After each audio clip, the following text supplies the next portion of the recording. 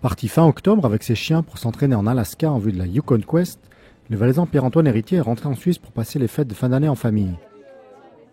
Sur le chemin de retour, invité par Canada Suisse, il s'est arrêté au marché de Noël de Montreux. L'occasion de rencontrer des amis, des amoureux des Huskies, mais aussi de revenir sur ses 7 premières semaines passées à Nenana, Alaska. Pierre-Antoine Héritier, on vous a quitté au mois d'octobre à Genève avec tous ces chiens qui ont embarqué dans l'avion. Comment ça s'est passé par la suite ? Voyage bien, assez rapide finalement. Bon, on a eu beaucoup de neige sur les rocheuses et tout ça, c'était déjà un peu l'aventure, le voyage. Après, l'installation était assez rapide à Fairbanks, Nenana, Alaska. Puis finalement, beaucoup de chance avec la neige, peu de neige, mais on a pu entraîner correctement les 7 premières semaines de présence là-bas. Puis ça se poursuit maintenant, les chiens sont encore à l'entraînement et moi je suis en vacances en Suisse. Qu'est-ce qui était le plus difficile de toute cette installation, de l'entraînement ? C'était quoi, le froid, le fait de connaître personne ? Non, le voyage, ça me stressait un petit peu, mais on était 2 à le faire, donc le voyage c'était quand même un peu un gros morceau. Puis après, sur place, la routine, c'est quand les chiens sont dans la routine et nous, on est dans la routine, c'est plus facile. Et le froid, c'était correct, quoi. On a eu bonnes expériences au niveau du froid, au niveau des moins 35, donc les chiens n'ont pas de problème. Moi, correct, quoi. Il y a des trucs à améliorer, mais c'est correct, pas de gros problèmes. C'est un froid similaire auquel il faut s'attendre pendant la course ou il va faire encore plus froid ? Tout le monde dit qu'il va faire encore plus froid pour faire peur, mais bien sûr, on peut s'attendre à tout, c'est clair, il faut s'attendre à du moins 40, voire plus.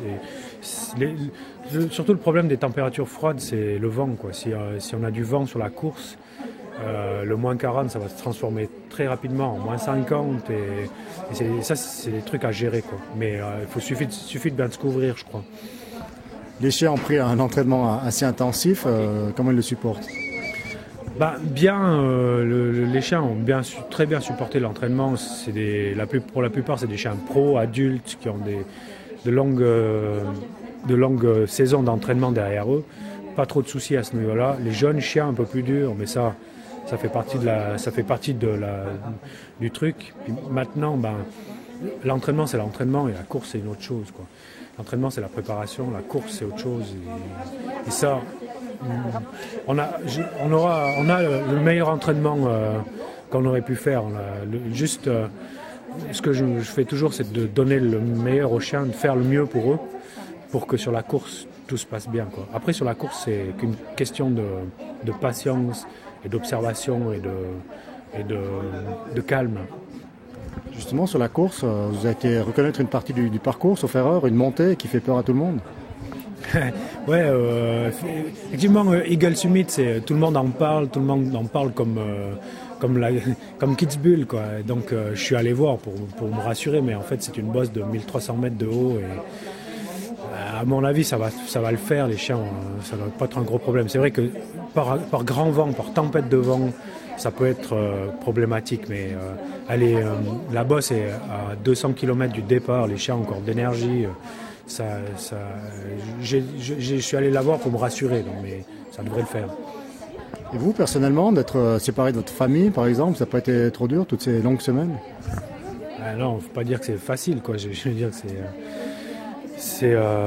c'est un truc à faire pour la course, quoi. Bon, on le fait une fois, c'est une course unique, c'est un sacrifice à faire et on l'a fait. Et finalement, le temps passe vite et tout le monde est content de retrouver tout le monde maintenant, oui. Vous rentrez pendant les fêtes, vous allez faire quoi ces quelques semaines ?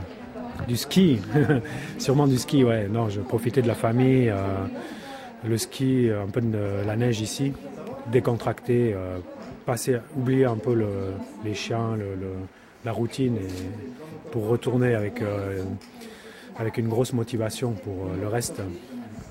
Janvier, début février, ça va être les dernières semaines d'entraînement. Qu'est-ce que vous allez régler encore à cette période ?